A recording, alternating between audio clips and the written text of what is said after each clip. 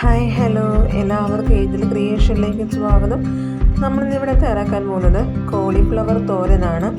വളരെ എളുപ്പത്തിലും നല്ല ടേസ്റ്റിയിലും വളരെ ഹെൽത്തിയിലും തന്നെ തയ്യാറാക്കിയെടുക്കാൻ പറ്റുന്നൊരു കോളിഫ്ലവർ തോരനാണ്. അതെങ്ങനെയാണ് വളരെ എളുപ്പത്തിൽ തന്നെ ചെയ്തെടുക്കുന്നതെന്ന് നമുക്ക് നോക്കാം. അതിനായിട്ട് നമ്മൾ വീട്ടിൽ തന്നെ കൃഷി ചെയ്തെടുത്ത കോളിഫ്ലവറാണിത്. അതുകൊണ്ടാണ് അധികം വലിപ്പമില്ലാത്തത്. ആ കോളിഫ്ലവർ നമുക്ക് ആവശ്യാനുസരണം വലുപ്പത്തിൽ നമുക്ക് മുറിച്ചെടുക്കാം. ചെറിയ ചെറിയ കഷ്ണങ്ങളായിട്ട് നമ്മൾ എല്ലാ കോളിഫ്ലവറും നല്ലതുപോലെ മുറിച്ചെടുക്കുന്നുണ്ട്.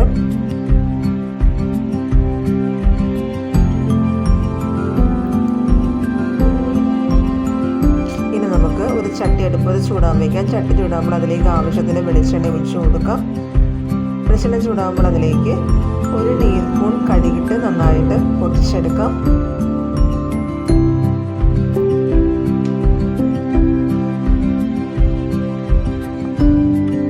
കടുകൊക്കെ നന്നായിട്ട് പൊട്ടി കഴിയുമ്പോൾ ഒരു തണ്ട് കറിവേപ്പില ഇട്ട് കൊടുക്കാം. അതിനോടൊപ്പം തന്നെ നമുക്ക് ചെറുതായിട്ട് അരിഞ്ഞെടുത്തിരിക്കുന്ന സവാള ഒരു ചെറിയ കഷ്ണം നമുക്ക് ചേർത്ത് കൊടുക്കാം. അതിലേക്ക് ആവശ്യത്തിന് ഉപ്പും ചേർത്ത് നന്നായിട്ട് ഇളക്കി ചെറുതൊരു ഗോൾഡൻ ബ്രൗൺ നിറായി വരുമ്പോഴേക്കും നമുക്കതിലേക്ക് അരിഞ്ഞു വെച്ചേക്കുന്ന കോളിഫ്ലവർ ചേർത്ത് കൊടുക്കാം. നല്ലതുപോലെ ഇളക്കി യോജിപ്പിച്ച് നമുക്കെടുക്കാം.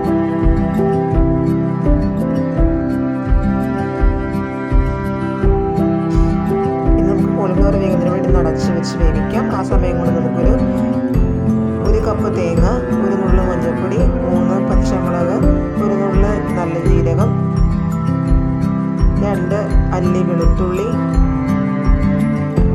എന്നിവ ചേർത്ത് നല്ല അരച്ചെടുക്കാം.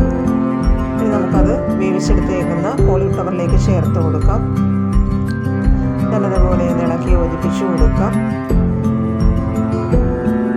ചേർത്തതിന് ശേഷം അധികം വേവിക്കേണ്ട ആവശ്യമില്ല. ചെറുകിടന്ന് ചൂടായി കഴിയുമ്പോൾ തന്നെ നമുക്ക് തീ ഓഫ് ചെയ്യാം. അങ്ങനെ നമ്മുടെ കോളിഫ്ലവർ തോരൻ ഇവിടെ വളരെ എളുപ്പത്തിൽ തന്നെ തയ്യാറായിട്ടുണ്ട്. എല്ലാവർക്കും ഇഷ്ടപ്പെടുമെന്ന് വിചാരിക്കുന്നു. എല്ലാവരും ട്രൈ ചെയ്തുകൂടി നോക്കുക.